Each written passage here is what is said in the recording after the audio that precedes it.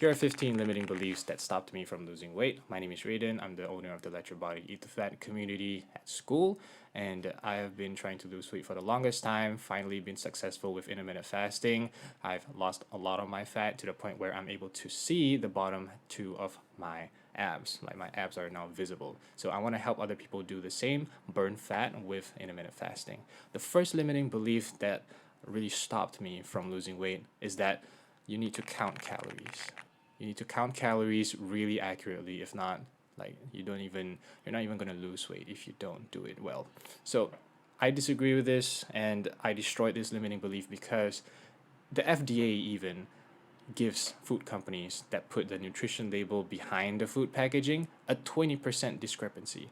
So give or take, the food that you eat from the box is going to have an inaccuracy of 20% plus minus. That's incredibly inaccurate. So even though you're measuring based on the basis of the nutrition labels that you see in the supermarket, outside, even in restaurants, there's bound to be inaccuracies. It's still a guessing game. Plus, on top of that, you haven't even accounted for the human error that we're inevitably going to do when we're measuring our own calories. So that plus the nutrition label and the FDA allowing the food companies to have a 20% discrepancy, it's a guessing game. So might as well not put the pressure on yourself to be entirely accurate.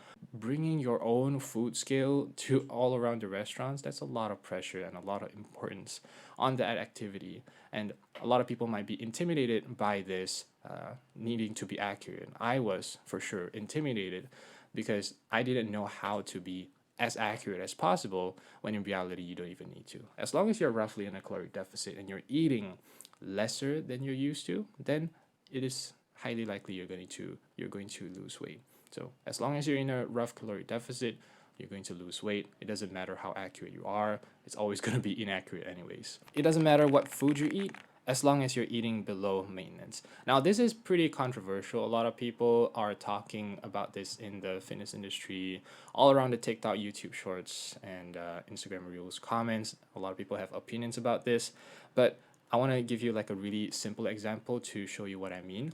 And let's say you are in a caloric deficit, but you're eating only table sugar. So 1400 calories, it's all just table sugar all around your 3 meals a day. That's all you consume, nothing else. Now, table sugar is highly processed carbohydrates, right? It's highly broken down, it's literally just pre-digested inside the factory, and so your body is going to transform into glucose that you can immediately use throughout the day very easily. And so you're going to be hungrier faster. Not only that, your hormones are going to be out of whack as well. Food, the type of food that you eat, either proteins, fat, carbs, fiber, they all have instructions for your body on what to do with the hormones, particularly insulin. So if you eat highly processed carbohydrates or simple sugars, your body is going to up its blood sugar level. Hence, in response, your pancreas is going to up its insulin levels to lower the blood sugar levels. And since insulin is an energy storage hormone, the more insulin your pancreas produces to respond to the high blood sugar levels, then your body is going to be more encouraged to store the food that you eat into your fat stores. It's an energy storage hormone. So the more insulin you produce, the more energy you're going to store, particularly in your fat stores. So it really does matter what type of food that you eat. I got berated for recommending vegetables to people who want to lose weight. Like, what has the world come to? Like, I understand that people are so dogmatic with the calories in, calories out theory and, the laws of thermodynamics, etc. It does matter. I'm not saying it doesn't. But our body doesn't respond in a binary fashion, much like the laws of thermodynamics. It responds to hormones instead. It's more complicated than that. If you're dogmatic about calories in, calories out, it is true. It's always going to be true, but your body works a different way. It pays attention to hormones. The food that you eat has instructions for your body to either increase or reduce the amount of hormones that it has in your body. It's very, the physiology of the body is very different from just the laws of physics. So hormones do play a big role in either gaining fat or losing fat. So that is the limiting belief that you have to destroy in order to actually understand what's going on inside your body so you're able to lose fat effortlessly. The third limiting belief is you have to work out intensely so you can burn more calories than you consume. Again, calories in, calories out, right? But this really stopped me because I was intimidated by the amount of work that I had to do. So, in reality, the amount of calories that you burn during your workouts doesn't matter if it's high intensity, right? It is incredibly marginal compared to if you just eat lesser in the first place. So imagine this: if you are intaking like your daily caloric intake of like 1,005, 2,000 calories for the average Joe and Jane, then the amount of calories that you burn in like a high intensity interval training, for example, F45, right? It's going to be around 500 to 600 calories at most. And for people who are, marathon runners, long distance sports, they're going to, at most, for like a half marathon, for example, they're going to burn about 1,000 calories, 1,100 calories. That's still marginal compared to the amount of calories that you are intaking per day. So you have to work extra hard on a daily basis to even minus off in the sense of calories in, calories out, the calories that you have intaken. So it doesn't make sense to, and it's just impossible for your body to take in all of that workload every single day. You're gonna run a half marathon. Come on, it is way easier to eat lesser. Even if it's slightly lesser than what you're used to, you'll still be losing weight. So this limiting belief you have to work out so intensely, that's not true. It is true for people who are cycling a lot, people who are doing marathons, training for marathons, because they do need that amount of calories. Their body is going to shut down if they don't intake more calories than the average person, because long distance is no joke. They have to breathe more heavily. It is intense exercise for a long period of time, like 4 hours, right? Some people have like sub 3 marathons, but the average Joe sub 4.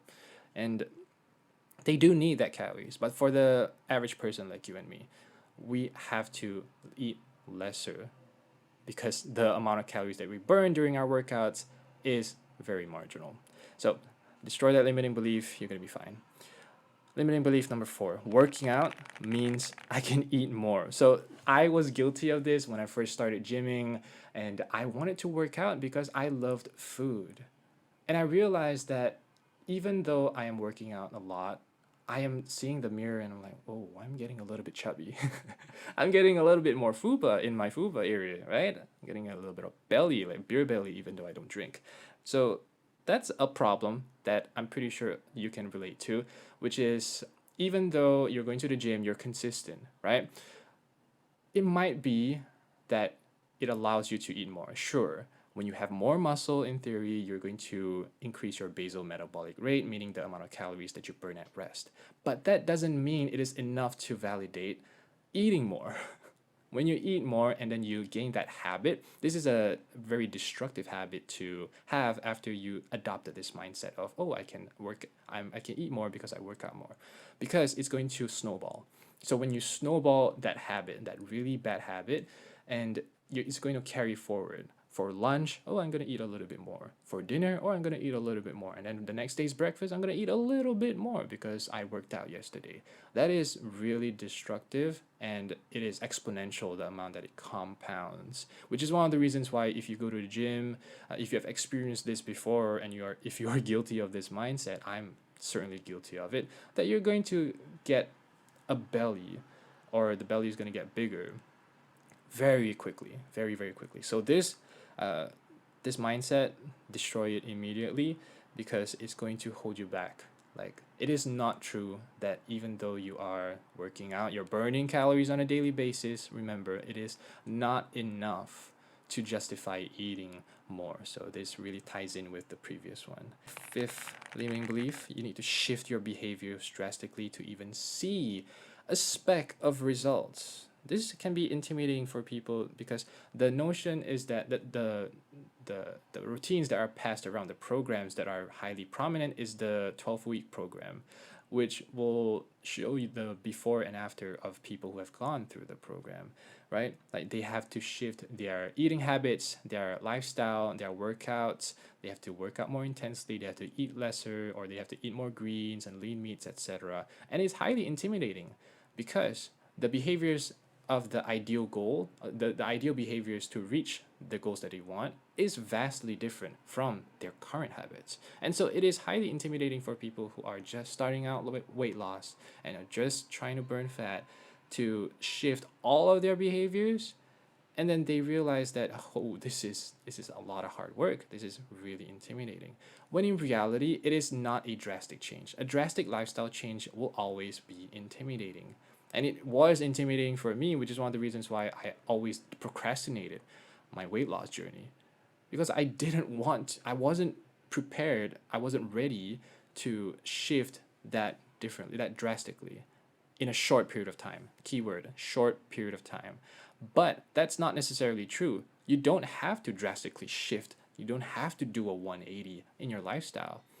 A slow change of incremental behavior shifts, of thinking about food differently, eating when you are supposed to eat and not eating when you're not supposed to eat, so that your insulin can be stabilized, so you're not, insulin resistant, and getting greens, getting lean meats, getting healthier carbohydrates instead of highly processed sugars into your diet. That's a whole lot of behavioral changes, and we cannot do that overnight. We have to slowly change that in a span of 4 to 5 months. 12 weeks is way too short of a timeline for somebody who has bad habits to straightaway shift. So you don't have to put that much pressure on yourself. In fact, the less of the pressure, the highly likely your success rate, because we as humans, we are super efficient, and we don't want to change that drastically. It is inefficient, it needs more willpower and discipline, and most of us don't really have that. We don't really have that capacity, because realistically we don't have the time to focus 100% on our weight loss, let alone 80% of our energy and of our mental focus on weight loss. So don't put that much pressure on yourself. Change slowly instead of drastically change your behaviors. Limiting belief number 6: it is difficult to see progress. Progress is actually pretty easy, because if you know how to see progress, and I'm not talking about the weighing scale, because I discourage people looking at the weighing scale because it is highly inaccurate. I'm going to talk about it later. But progress, take a visual approach and you will see progress really easily. When people see progress in terms of like the DEXA scan, or seeing like measuring their body fat with linear calipers, the millimeter measuring tool, then it's all about numbers, right? You'll be obsessed with the graph. You'll be obsessed with what is the trend of the graph. Is it going down? Is it going up? And that might influence you to make a lot more drastic changes. But I take a more visual approach, so that instead of being discouraged by your progress, you are actually motivated by your own results. So you are more encouraged to continue what you're doing. See yourself in the mirror. Take pictures of yourself. We are visual creatures. A visual representation of what we're doing is working is so powerful, very powerful. So get this limiting belief out of your mind. It is easy to see progress. Limiting belief number 7: you have to weigh yourself every single day. Well, weighing yourself is one of the worst ways to measure yourself, especially on a daily basis. Measuring progress on a weighing scale is the stupidest thing that you can do. I don't know who passed around this narrative that, I'm pretty sure it's movies, right? It's so popular to see people in, like, I don't know, Rocky films or whatever, like combat sports films. The athletes or the main character, main protagonist, weighs themselves every single day to see progress.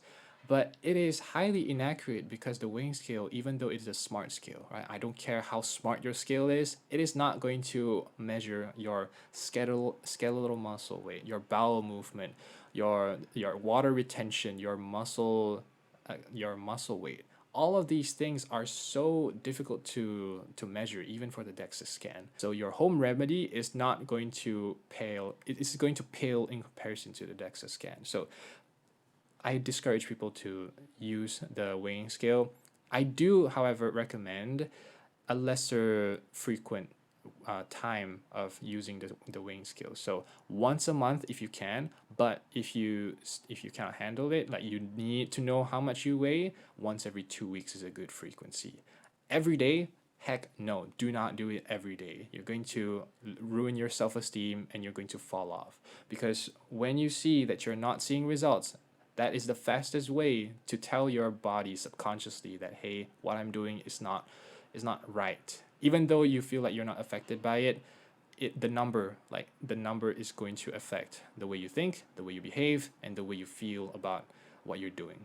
To give you some context about why I feel so strongly about not using the weighing scale, this is how often my weight fluctuated during my weight loss journey. If you zoom in, there's so much weight fluctuation, you won't even feel like there's any progress. But if you zoom out and see the whole picture, there's progress. Number 8, low carb and lean meats alone. That's the only way to lose fat. That's not necessarily true. Like, you see all these granola people who are eating salads every single day. Like, you go to the office, you go to work, you see people eating salads for lunch. That's not the only way to lose weight, because that might work for the people who are already doing it for a couple of years. They're used to it. But some people, me included, we need our carbs. I'm pretty sure you can relate to this. Like, a salad is not going to satiate me throughout the day or to the next meal, right? So I need some pasta, I need some bread, I need some rice in order to make myself feel full. For some reason, when I eat salads alone, right, and lean meats alone, that doesn't satiate me as much as compared to getting my carbs in. So some people, me included, do need our carbs. The low carb does work for a lot of people, low carb and lean meats, but it's not the only way. It's not the only way to lose weight. It's not the only way to be in a caloric deficit. There are other ways as well. Number 9, the hunger is only going to get worse. Well, this is just false, because when your body experiences hunger on a frequent basis, like with intermittent fasting, I always thought that, hey, I was so intimidated by the fear of being on an empty stomach for a prolonged period of time that I didn't realize how I underestimated how fast the body adapts. Do not underestimate the body's ability to adapt to adversity. So the simulated adversity we put on ourselves during intermittent fasting is the lack of food, and your body is going to be in panic mode in the first couple of days. In fact, in the first 1 to 2 days, and then in the third day, your body's just going to get used to it. It's going to prepare itself. Okay, I'm on an empty stomach right now. Let's satiate myself with the fat stores. By the way, that's how the intermittent fasting works. Your body satiates, it makes itself feel full from your fat stores, from the energy that it has already supplied for itself for a later day. So that's how you burn fat, right? And the hunger does not get worse. In fact, it actually trains your brain to be used to the hunger. And now, like, I'm in a caloric deficit intermittent fasting routine right now. I have a 6-hour eating window and a 18-hour fasting window, and I feel fine. I don't feel that my stomach is growling or there's like a sharp pain in my stomach or in my abdomen. There's nothing. Like, my body is so used to the routine of being on an empty stomach in the morning that it just feels like nothing. So it's not true. The hunger is only going to get worse. No, don't underestimate the ability of the body. The human body is designed to survive a couple of days without food, because we're hunter gatherers. Sometimes there's no food. Sometimes we gotta run around, be endurance athletes just to chase the bison and freaking throw a spear at them. And that's what we're built for. We're built for being able to survive without food for a couple of days. Number 10, you have to starve yourself in order to lose weight. False. This is just false, because you do have to experience hunger, but starving, no. I'm pretty sure we have different definitions of the word starve. When you starve, it's like your body is in a catabolic state where it's going to burn muscle instead of depleting all of its fat stores. And in order to burn muscle, do you realize how much food, how many days of lack of food you have to experience? You got to experience like 1 or 2 weeks of not having food in order for your body to reach a catabolic state of eating your muscle. And that's my definition of starving. When you don't have glycogen in your liver, when you don't have fat stores anymore in your body, like 0% fat, that's when you're starving. So you don't have to starve yourself, because It's you just have to experience hunger. And hunger is not starving yourself. Hunger is just being on an empty stomach, and your body just signals to your brain, hey, by the way, where the heck is the food? I'm used to having food in this hour, or I'm used to having this much food since we're in a caloric deficit, and then we are eating a little bit lesser. Like, where's the other portion? Like, there used to be an extra portion plus all this, the rest of this. That's not gonna happen anymore. So this is normal. This is the feeling of hunger. This is what your body does in order to lose weight. This is just how it works. Number 11, I have to be strict to myself and push myself through weight loss. I used intermittent fasting, and I didn't even need that much willpower. I did, however, need willpower to stay in the routine, but once I got the flow going, once I was used to waking up, not eating until 12 p.m. or sometimes 10 a.m. if I don't really feel like intermittent fasting and I wanted a longer eating window, then I don't really have to push myself. There really is no discipline. There really is no willpower needed because our body has already adapted, and then our mind is already adapted as well. So when somebody needs discipline and willpower to do something difficult, it means that the body, like this is one of the definitions, it means that the body has not uh, adapted itself to the routine that is ideal for the goals to be reached. So the distance between your body's current ability to maintain your current routine and then your body's ability to maintain your ideal routine to reach your goals. If it's way different, you need your mental energy to shift your body into that mindset, into that mode in order to survive that ideal routine. So if you let your body catch up, then you don't really need that much willpower and discipline. It's already in the groove, it's already in the motion. And once you gain momentum, and a little bit of momentum is all you need in the start of intermittent fasting, then you're free to go anywhere. It's kind of like you're like a dog in a prairie jumping around. Like that is simply easy once you let your body catch up to your ideals. And also, when you're strict with yourself, you have a higher chance of falling off because being strict with yourself is way too much pressure, unneeded pressure on the wrong stuff. So if you're strict with yourself in your eating and you're strict with yourself in your workouts, then it kind of removes the joy of weight loss out of the situation. When you remove the fun of eating healthy and you remove the fun of working out and you only push yourself every single time, like it is the fastest way to remove the fun of weight loss out of it. Like it works for some people, it works for the most intense people, but for the average Joe, me included, like I want it to be fun so that I can continue it for a long period of time to reap the results and the benefits. So make it fun as much as possible.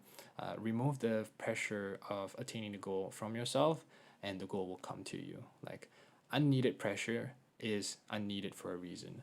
So put pressure and put locking in and putting all your focus into the areas that need pressure, such as the times where you are planning your meals, the times where you need to lock in during your workout so that you can reap the benefits of the entire workout, not just some of it. And then those times are the times where pressure is needed. Afterwards, just enjoy your life, reap the benefits. Your fitness should complement your life instead of take away the quality of your life. So yeah, you don't have to be strict with yourself all the time. Just lock in when you need to lock in. Limiting belief 12, it's going to take a long time to see results. That's not necessarily true. I saw results in the first month or first few weeks of intermittent fasting. It's really easy to see results when you, number one, know how to do it, and number two, are consistent with your habits, your ideal habits. And it doesn't take a month, it doesn't take 12 weeks to see the first speck of results. It actually takes a shorter amount of time than you might think. Like you might think that this is like really grueling and it's going to take an eternity just to feel better, but you actually feel a lot lighter. Like in the first month, the difference is palpable. The physiological feeling of being lighter, you can actually feel it. I want to pull up a picture of Dave Bautista, who is the guy that plays Drax in Guardians of the Galaxy, and he lost weight for a new movie. He says that he feels so much better the more weight he loses. And so he continues to lose a lot of weight. And a lot of people around him are kind of like judging him and saying like, "Oh my God, that's what you look like when you don't have a lot of body fat." And it's like, yeah, and it feels great because our body stores fat in two ways. Number one, subcutaneous fat, the fat you can see, the double chin, your limbs, your belly fat, and then your fat also is stored in the form of visceral fat, which is the fat around your organs. Now that's pretty dangerous because the more visceral fat you have around your organs, like it kind of feels like the less efficient you are, even in daily activities like simple walking around the mall, going up the stairs, climbing down the stairs is difficult. Like you're going to pant, you're going to, you know, you're gonna experience difficulty just picking up your children, carrying them, or going to like Pilates class is difficult. Like commuting is difficult. So the lesser weight you have, it doesn't take that much time to feel better. The amount of weight that you lose is like almost instantaneous, lighting your load, right? Literally lighting your load because you're burning your fat off. And then you can move better. You're more mobile, you're more agile, etc. That's what makes it feel better as well. It's the quality of life that actually improves from the weight loss. So yeah, you can experience results in the first month or in the first few weeks, depending on the person. Number 13, I thought I would just feel worse and weaker. Now, this limiting belief has stopped me from losing weight and cutting because as a gym rat, if you're a gym rat, you might have experienced this as well.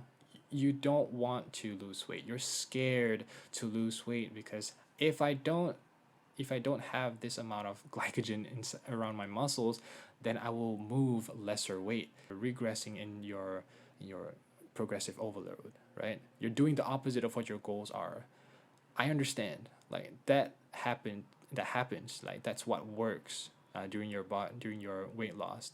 That's what actually happens when you're trying to lose weight. Your body is going to move lesser weight when it's lighter. That's just common sense. When you lose weight, your muscles are going to be like more dehydrated. Your muscles are going to move lesser weight. You're going to see your machines and your dumbbells, you have to move one weight below, and that's okay. That's a part of cutting and it's a part of bodybuilding. I want to emphasize this: you don't actually feel weaker. In fact, you actually feel better, and you actually feel like you are able to breathe during your workouts because the lesser fat that you have, like I said before, the lesser visceral fat you have around your organs, the more efficient your body becomes in not only cardiovascular exercise but also the exercises that you are doing inside the gym, because your body is able to transport more oxygen way more efficiently when you don't have fat to move around, right? All it needs to do is to fuel your muscles, so it's so much more you feel faster during your day-to-day activities, and you not only feel better during your cardio sessions, you also feel better during your gym sessions as well. Number 14, go hard or go home.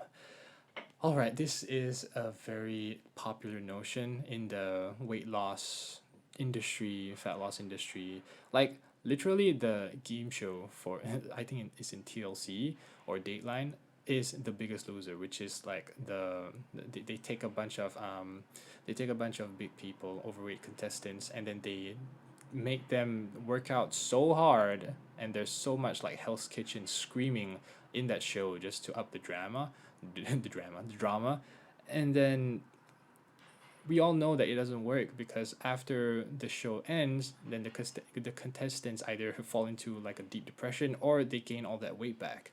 Even though you are working hard and you're like going hard, don't make any excuses, etc. You're taking the stairs instead of taking the elevator and the escalator when you are shopping around the mall, right? You don't necessarily need to put in all of that elevated energy into your entire life. Like the fitness industry has kind of perverted the motivational space as well in order to spread this narrative. that you cannot give yourself excuses. You cannot take it slow, and you cannot be in a low energy state. You always have to be in an elevated energy state. Always be strict with yourself. Always be hard on yourself. Always go hard, or you can go home.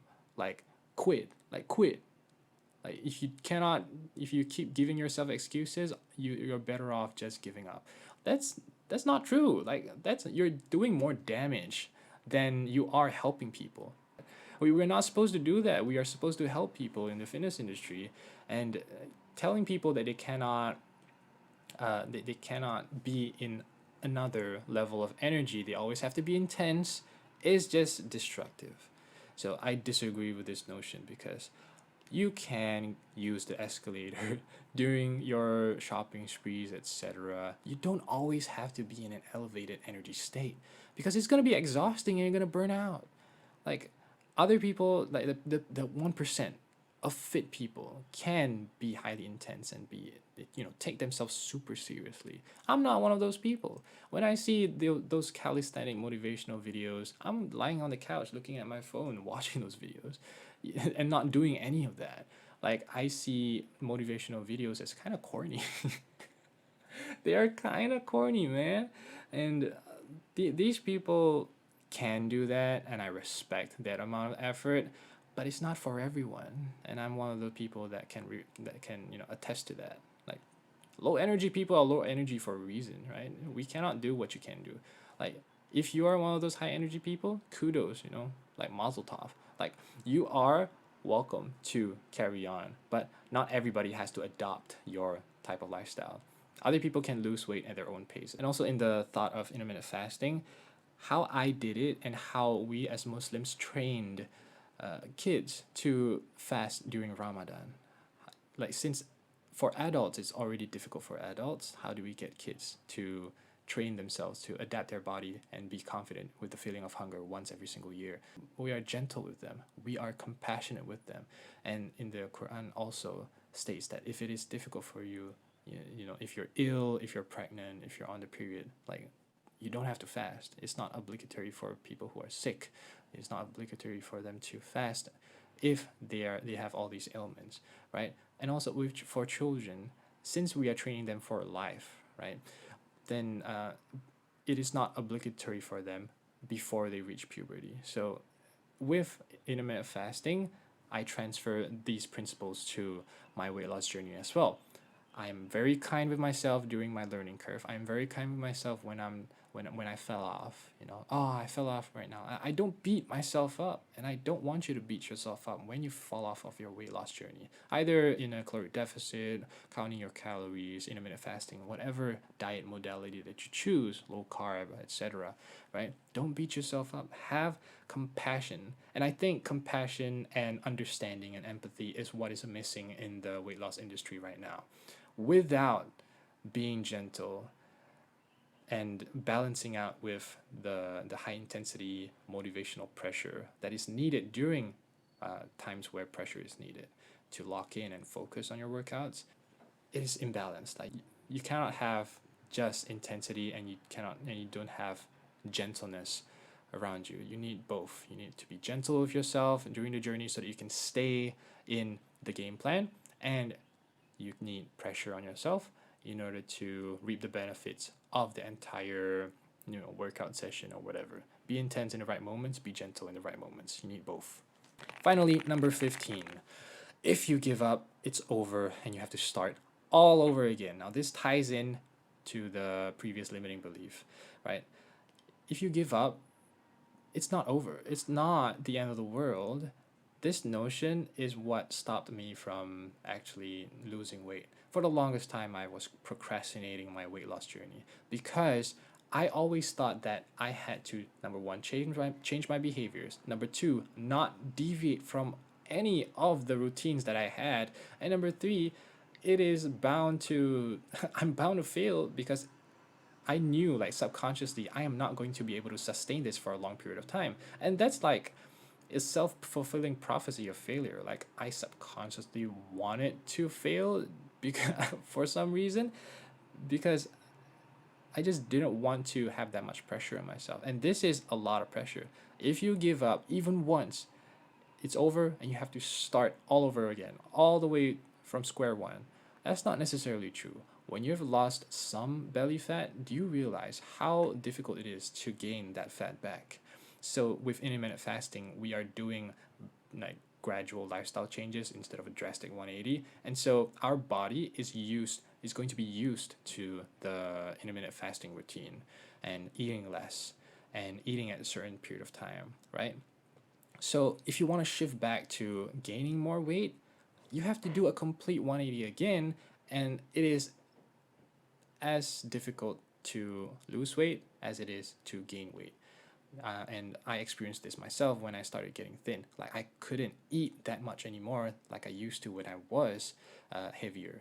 And it was surprising to me. It was really surprising to me if I wanted to gain more weight back, being a caloric surplus to gain muscle, then I have to change my habits entirely again. And it is difficult, right? So it is not true that you're going to lose all of your progress. It is equally difficult to gain weight once you lost weight because you are changing your entire habits again.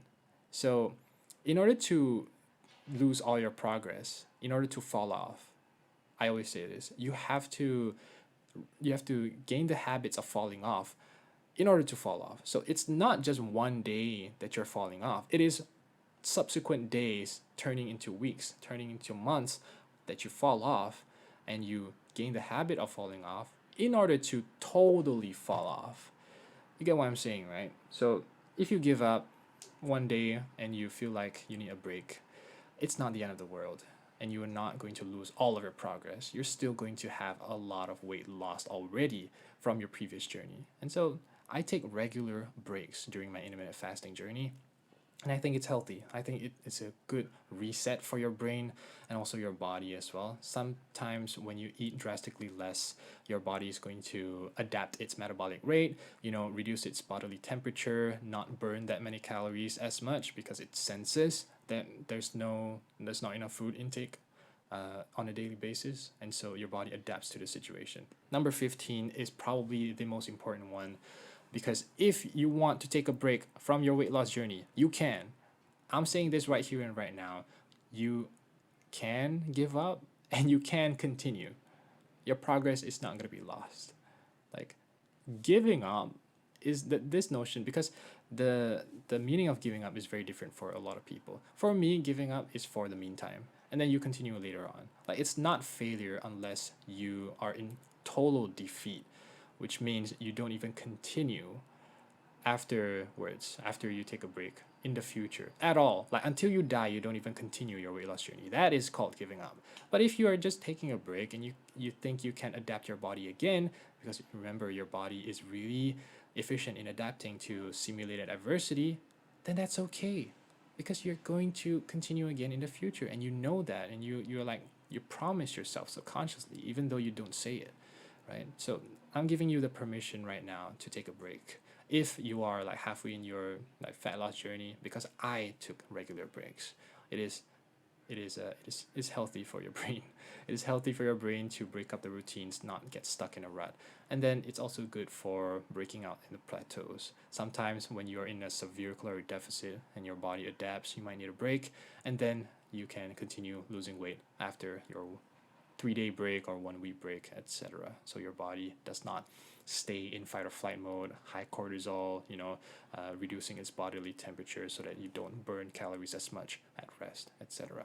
So I actually want to give you a bonus limiting belief that I did not write down, which is adopting being heavy as their self-image. Now, it's a unique thing, because people who have been heavy their entire lives, and they base their personality on the fact that they're heavy.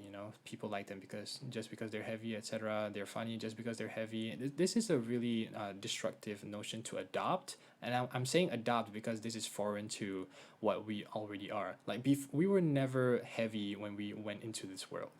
Like as kids, unless you're like a really heavy child, but that's the rarity. But we are not made to be heavy, right? It's a abundance of like it's a society of abundance that we're living in right now to even have the possibility of being heavy. Like we're not made to snack every single hour. We're not made to spike our insulin every single minute. Like snacking is a really it's only available snacking is only an available phenomenon after the industrial revolution, right? And also the introduction of breakfast around the early 1900s or the late 1800s. It is a foreign thing to our biology. So if you adopt this identity that, oh, I'm heavy, I've been heavy my whole life and I don't know what to do in order to be thin. Like our natural presupposition is to be thin. We are hunter gatherers, right? If you wanna see humans that way, and we are we are bipedal. We are runners. We're evolved to run away or chase. That's our natural way. Our natural way is to be thin enough to chase stuff, chase bisons. We are made to chase mammoths, man. We're made to chase beasts. I'm kind of I'm kind of getting into like the Joe Rogan territory of podcasts right here with this video. I'm gonna reel myself back into the topic. Fat is simply just a way of your body that your body stores energy. Our body stores energy in two ways, actually three ways. Number one is the glucose around your muscles to be used immediately. Number two is glycogen inside your liver to be used at a later time after the glucose inside your muscles are already used. And three, fat stores. We cannot use a mode of storage for an energy storage mode for our body as our identity. Don't wrap your personality around like just fat. Like fat is there. Fat is not you. Fat is there for you, so that when you're in a deserted island, you crashed on a desert island, in a plane crash or whatever, and you don't have food or water around you, what else does your body tap into in order to survive or get energy from? It taps into your fat stores. So it's just an objective fact. It's just an objective fact that your body uses fat stores as an energy storage mode. That's it. If you see it objectively, and if you see weight loss as a way to use that energy that you've already stored instead of your identity, then it is way easier, way easier to lose all that weight and burn all that fat off. So I have a Let Your Body Eat the Fat community at Skool. It's an intermittent fasting community to help people with resources, plus also accountability on a 3 times a week basis to keep ourselves motivated during this intermittent fasting journey. I'm inside that community as well, and I've provided a Let Your Body Eat the Fat course that not only gives you the ins and outs on how to do intermittent fasting, but also how to troubleshoot all the problems you might face along the way, such as high cortisol levels, sleep troubles, hangry, being like having like bursts of hunger, anger at work or in your social life or at home. Um, all these problems like the hunger pangs and how to actually like satiate yourself during your intermittent fasting window so that you can ease your lifestyle, so that you can ease intermittent fasting into your lifestyle seamlessly. You can check out the community, join the Let Your Body Eat the Fat community down below, and it is free until January 2026. So lock in your membership, be grandfathered into the Let Your Body Eat the Fat community today. Well, that's it for today, guys. I hope you enjoyed the 15 limiting beliefs, and I hope this actually helps you lose your weight. Limiting beliefs are pretty much the greatest obstacle that you have to circumvent in order to start your weight loss journey. Or if you're already starting and you feel like you've plateaued in your weight loss journey, these limiting beliefs are mental destroyers. So I hope this really helps you, because it really helped me, and it actually really held me back from my weight loss journey. Having these subconsciously, I didn't even realize that I had these limiting beliefs inside my mind going around. It was not visible that these are problems for me. So I hope this raised your awareness of the things inside your mind right now, and I hope this removes all the mental blocks that you have. And I hope you lose a lot of weight. So thank you so much for watching. I've been Raden, the owner of the Let Your Body Eat the Fat community. Remember, join the community if you want to do intermittent fasting properly and seamlessly integrate it into your life. I'll talk to you soon.